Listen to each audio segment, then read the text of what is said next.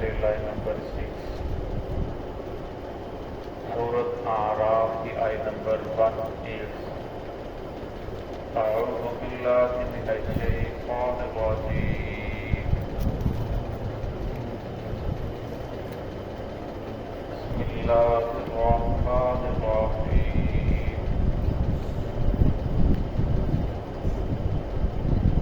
وَيَا آدَمُ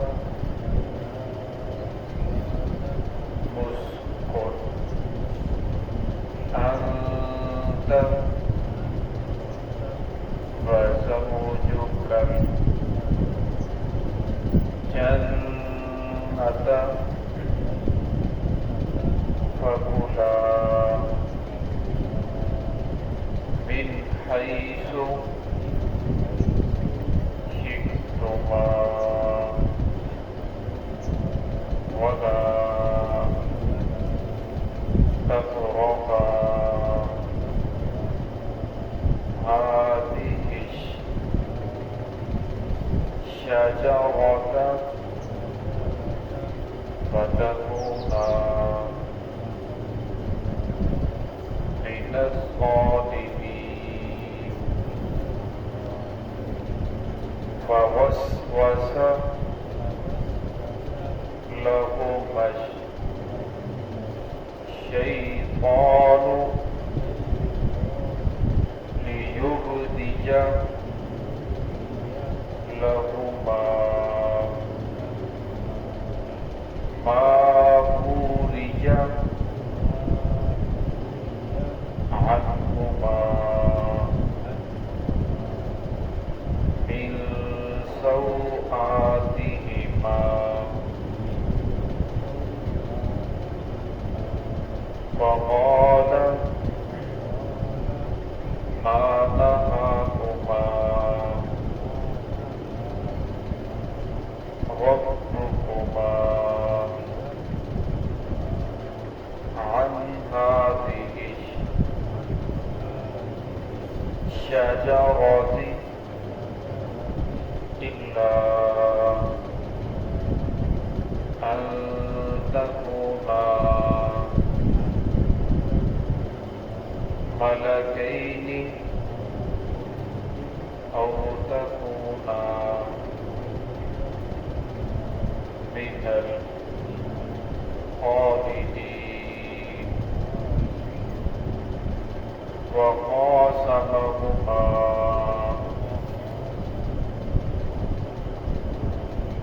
إِنِّي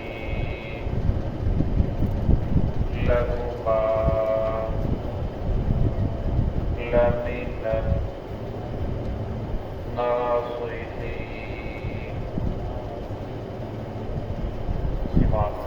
بسم اللہ الرحمن الرحیم۔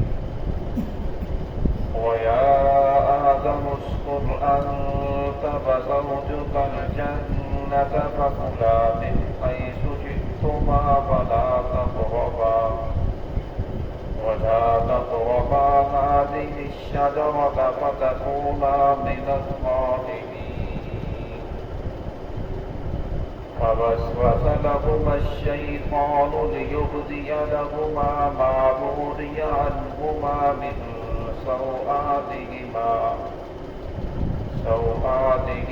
فَقَالَ مَا نَهَاكُمَا رَبُّكُمَا عَنْ هَٰذِهِ الشَّجَرَةِ إِلَّا أَن تَكُونَا مَلَكَيْنِ أَوْ تَكُونَا مِنَ الْخَالِدِينَ۔ وَقَاسَمَهُمَا إِنِّي لَكُمَا لَمِنَ النَّاصِحِينَ۔ وَيَا آدَمُ اسْكُنْ أَنْتَ وَزَوْجُكَ الْجَنَّةَ، اور فرمایا آدم علیہ السلام سے، اے آدم تو اور تیری بیوی زوجک الجنہ جنت کے اندر رہو، فَكُلَا مِنْهَا پس تم کھاؤ، حیث شئتما جہاں سے تم چاہو، وَلَا تَقْرَبَا هَٰذِهِ الشَّجَرَةَ اور اس درخت کے قریب نہ جانا، فَتَكُونَا مِنَ الظَّالِمِينَ ورنہ تم ہو جاؤ گے زیادتی کرنے والے۔ وَوَسْوَسَ لَهُمَا الشَّيْطَانُ بس شیطان نے ان دونوں کے لیے وسوسہ ڈالا، لِيُبْدِيَ لَهُمَا تاکہ ظاہر ہو جائے ان دونوں کے لیے معبود عنہما وہ اعضاء جنہیں چھپانے کا حکم دیا گیا تھا، من سوآتہما ان کے صدروں میں سے، وقال ما نہاکما اور اس نے کہا نہیں منع کیا تم دونوں کو ربکما تم دونوں کے رب نے، عن ہذہ الشجرہ اس درخت سے، الا ان تکونا ملکین مگر یہ کہ تم ہو جاؤ دونوں فرشتے، او تکونا من الخالدین یا ہو جاؤ تم دونوں ہمیشہ ہمیشہ رہنے والے، وقاسمہما اور اس نے قسمیں اٹھائی ان دونوں کے لیے، انی لکما اور کہنے لگا بے شک میں تم دونوں کے لیے لمن الناصحین نصیحت کرنے والا ہوں تم دونوں کا خیر خواہ۔ گزشتہ رکوع سے آدم علیہ السلام اور شیطان کا تذکرہ چل رہا تھا۔ اللہ رب العزت نے جس وقت آدم علیہ السلام کا وادی نعمان کے اندر ڈھانچہ تیار کیا، پھر اس ڈھانچے کو جنت کے اندر لے جایا گیا، اس کے اندر روح پھونکی، پھر اللہ رب العزت نے آدم علیہ السلام کی بائیں پسلی سے حوا علیہ السلام کو پیدا فرمایا، پھر انہیں حکم دیا کہ آپ جنت کے اندر رہو، جنت کے پھل کھاؤ، جنت کی نعمتوں کو کھاؤ، لیکن فرمایا عن ہذہ الشجرہ کہ تم نے اس درخت کے قریب نہ جانا، اگر تم اس درخت کے قریب گئے تو لہٰذا تم زیادتی کرنے والوں میں سے ہو جاؤ گے کہ تم نے اللہ رب العزت کی نافرمانی کی ہے، اور فرمایا جب اللہ رب العزت کی نافرمانی کرو گے پھر اللہ رب العزت کی جو نعمتیں ہیں وہ انسان سے چھن جاتی ہیں۔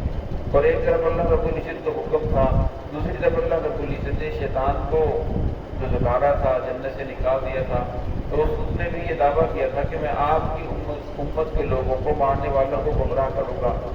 اب شیطان نے اپنی طرف اپنا کام کرنا شروع کر دیا، وہ آدم علیہ السلام کے پاس آیا اور ان کی بیوی کے پاس آیا، وسوسہ ڈالنا شروع کیا، لیبدی لہما اس کا مقصد کیا تھا وسوسہ ڈالنے کا، تاکہ وہ ان دونوں کے لباس کو اتار دے۔ اور فرمایا جب ان کے دل کے اندر وسوسہ ڈالا تو انہیں کہنے لگا کہ تمہارے رب نے جو تمہیں منع کیا ہے اس درخت سے منع نہیں کیا، اور منع اس لیے کیا ہے تاکہ تم دونوں فرشتے بن جاؤ، اگر تم اس درخت کو کھا لو گے تو فرشتے بن جاؤ گے۔ حالانکہ فرشتوں نے تو آدم علیہ السلام کو سجدہ کیا، آدم علیہ السلام تو فرشتوں سے بھی افضل تھے، اور فرمایا کہ اگر یہاں اس لیے کہ تم ہمیشہ ہمیشہ جنت کے اندر رہو گے، اور فرمایا دنیا تو بڑی مشقت کی جگہ ہے، تو لہٰذا اس درخت کو کھا لو گے تو ہمیشہ ہمیشہ جنت کے اندر رہو گے۔ پھر ان دونوں کے سامنے قسمیں اٹھائی، تو آدم علیہ السلام کا دل جو تھا بالکل روشن تھا، وہ یہ سوچ بھی نہیں سکتے تھے کہ دنیا کے اندر کوئی ایسا بھی ہو سکتا ہے جو اللہ کے نام کی جھوٹی قسم کھائے۔ تو فرمایا آدم علیہ السلام نے حوا علیہ السلام نے اس کے کہنے کے اوپر اس درخت کا پھل کھا لیا۔ اب وہ درخت کون سا تھا اس کے بارے میں مختلف روایات ہیں، بعض نے کہا کھجور کا تھا، بعض نے کہا آڑو کا، بعض نے کہا بادام کا، لیکن جمہور کی رائے یہ ہے کہ وہ گندم کا درخت تھا، پودا تھا، اس کا انہوں نے دانہ کھایا جس کی وجہ سے پھر جنت کا لباس اتر گیا۔ اور میں شیطان کی آج بھی یہی چال ہے، وہ بندوں کا لباس اتارنا چاہتا ہے اور بندوں کو بے حیا کرنا چاہتا ہے، اور میں جب انسان کا لباس اتر جاتا ہے، اور میں حیا انسان کی فطرت ہے، اور میں جب انسان اپنے لباس کو اتار دیتا ہے یا نیب پہننا لباس پہننا شروع کر دیتا ہے، اور میں اس کی حیا آہستہ آہستہ کم ہوتی چلی جاتی ہے، اور میں پھر اس گناہ کو گناہ ہی نہیں سمجھتا، میں پھر انسانیت نکل جاتی ہے، وہ بظاہر اپنے آپ کو انسان سمجھتا ہے، وہ ایمانیت کے اندر داخل ہو چکا ہوتا ہے۔ احمد لاہوری رحمۃ اللہ علیہ کے بارے میں آتا ہے کہ وہ لاہور کے بازار میں نکلے تو ایک اللہ والا ملا، تو اس نے پوچھا کہ اے احمد علی لاہوری لوگ کدھر ہیں؟ انہوں نے کہا کہ یہ سارے لوگ ہی آپ کو نظر نہیں آ رہے۔ اس نے کہا مجھے تو نظر نہیں آ رہے۔ اس نے وہ اپنی ٹوپی اتاری اور احمد علی لاہوری رحمۃ اللہ علیہ کے سر کے اوپر رکھی، تو فرماتے ہیں مجھے بھی کوئی گدھا نظر آ رہا ہے، کوئی خنزیر نظر آ رہا ہے، کوئی کس شکل میں نظر آ رہا ہے، کوئی درندے کی شکل میں نظر آ رہا ہے۔ تو کہنے لگے تھوڑی دیر میری یہ کیفیت رہی، پھر اس کے بعد انہوں نے وہ جب میری یہ کیفیت ختم ہوئی تو اللہ والا جا چکا تھا۔ تو فرمایا انسان سے جب انسانی نکلتی ہے، فرمایا پھر اللہ رب قرآن پاک شاہ فرماتے ہیں اولئک کالانعام، یہ انسان نہیں بلکہ یہ چھپایا ہے جانور ہے۔ پھر اگر فرمایا نہیں بل هم اضل، بلکہ یہ جانوروں سے بھی نیچے گر چکا ہے۔ تو فرمایا یہاں اللہ رب العزت نے کہ انسان کو اصل چیز انسان کے اندر حیا ہے، یہ انسان کی فطرت کے اندر داخل ہے، لیکن فرمایا جب انسان اپنے لباس کو اتارتا ہے اور پھر آہستہ آہستہ اس کی حیا ختم ہو جاتی ہے، فرمایا پھر وہ گناہ کو گناہ ہی نہیں سمجھتا، فرمایا پھر وہ شیطان کا نوالا بن چکا ہوتا ہے، فرمایا شیطان سے جو بھی کام کروانا چاہتا ہے پھر وہ کروا سکتا ہے۔ سب سے پہلے جب انسان کو وہ ورگلاتا ہے تو انسان کے اندر بے حیائی کو داخل کرتا ہے، اور جب بے حیائی آتی ہے پھر انسان بہت سارے گناہ کرنے کے لیے تیار ہو جاتا ہے۔ اب دیکھ لیں ہمارے معاشرے کے اندر روشن خیالی کے نام کے اوپر عورتوں نے دین بنا لباس پہننا شروع کر دیا. یہ لباس اتنا ٹائٹ پہننا شروع کر دیا جس سے جسم کے نشیب و فرات نظر آتے ہیں, جسم کی بناوٹ ظاہر ہوتی ہے. حقیقت کے اندر بظاہر تو لباس پہننا ہوتا ہے فرمایا, لیکن حقیقت کے اندر یوں بھی محسوس ہوتا ہے کہ جیسے انہوں نے, جسے قرآن پاک حدیث پاک میں ذکر کیا گیا کہ انہوں نے لباس بھی پہنا ہوگا لیکن لباس پہننے کے باوجود وہ بننا ہوں گی, ننگی ہوں گی. اور فرمایا اسی طرح مردوں کے اندر بھی دیکھ لیجیے آج کل جو ہمارا نوجوان طبقہ ہے وہ جو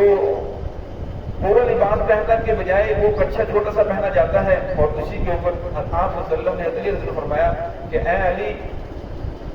انسان کے لیے تیرے لیے نہ کسی انسان, زندہ انسان کی ران کو دیکھنا جائز ہے, نہ مردہ انسان کی ران کو دیکھنا جائز ہے. اس لیے جب مردے کو غسل دیا جاتا ہے تو اس وقت ناف سے لے کر گھٹنوں تک کپڑا ڈالا جاتا ہے تاکہ کوئی اس کی ران کو دیکھ نہ سکے, اس کے سطر کو دیکھ نہ سکے. مردوں کے لیے اتنا جسم چھپانا فرض ہے کہ ناف سے لے کر گھٹنوں تک, مجبوری بھی ہو تو اتنا چھپانا فرض ہے. اور اگر اتنا کپڑا موجود ہو تو جس سے نماز ہو بھی جاتی ہے.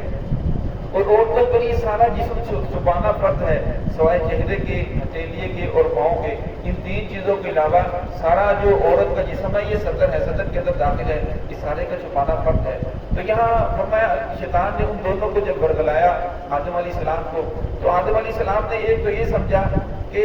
یہ جھوٹی قسم تو نہیں کھا سکتا, ہو سکتا ہے پہلے اللہ رب العزت نے مجھے حکم دیا ہو, اب یہ حکم منسوخ ہو چکا ہو. اور یہ بھی ہو سکتا ہے کہ خاص کسی پودے کے کھانے کا حکم دیا ہو, دوسرے پودے جو ہے اسے میں کھا سکتا ہوں. تو آدم علیہ السلام نے جب دانا کھایا تو جس کی وجہ سے دونوں کے اعضاء جو تھے پوشیدہ اعضاء ظاہر ہو گئے اور ان کے جو جنت کا لباس تھا وہ اتر گیا. جب جنت کا لباس اترا پھر آگے واقعہ آئے گا کہ ان لوگ پتوں کو گننا شروع کیا اور بہت زیادہ پریشان ہوئے. تو یہاں بھی فرمایا انسان کو ہر وقت اللہ رب العزت کی ذات سے شیطان سے پناہ مانگنی چاہیے. اور آپ صلی اللہ علیہ وسلم کی حدیث ہے فرمایا جہاں تک انسان کے جسم کے اندر خون ہے, خون کا دور ہے, خون چلتا ہے, وہاں تک فرمایا شیطان کا اثرات بھی ہوتے ہیں, شیطان بھی اثر کرتا ہے. فرمایا تم اس سے بچ نہیں سکتے. اور سوائے فرمایا اللہ رب العزت پناہ مانگو, اعوذ باللہ من الشیطان الرجیم, کہ اللہ رب العزت ہمیں اس شیطان مردود سے پناہ عطا فرمائے. فرمایا جب انسان اللہ سے دعا مانگتا ہے فرمایا پھر اللہ سے جو طاقتور کوئی چیز نہیں ہے, اللہ رب العزت ذات انسان کو اس شیطان سے پناہ بھی عطا فرماتے ہیں.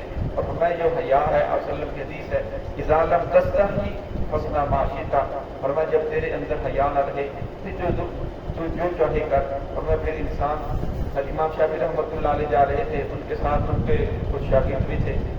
تو جاتے جاتے راستے کے اندر وہ شاگرد رک گئے, پوچھا کیا بات ہے؟ انہوں نے فرمایا آپ کی ندی کے اندر کچھ عورتوں نے پورا لباس پہنا ہے, کچھ نیم پہنا ہے, تو وہ ندی کے اندر نہا رہی ہیں جس سے ہم نے گزر کے جانا ہے. تو انہوں نے فرمایا کہ یہ تو شریعت کی مکلف ہی نہیں ہے, شریعت کا مکلف وہ ہے جو ماننے کے لیے تیار ہو, جو ماننے کے لیے تیار ہی نہیں ہے فرمایا انہیں چھوڑ دو, آپ اپنی نظروں کو جھکاؤ اور جو کام کر یہاں سے گزر جاؤ. تو اس لیے فرمایا شریعت کا مکلف انسان وہی ہے جو مانتا ہے. اب یہ سب کچھ پڑھتا ہے, دیکھتا ہے, پھر بھی ماننے کے لیے تیار نہیں ہے, اور پھر اس کا تو اللہ رب العزت نے فرمایا کہ ان کا میرے ساتھ معاملہ ہے, آپ کا کام اصل فرمایا کہ ان کا بات کو پہنچانا ہے. تو اللہ رب العزت ہم سب کو ذرا مستقیم چلنے کی توفیق عطا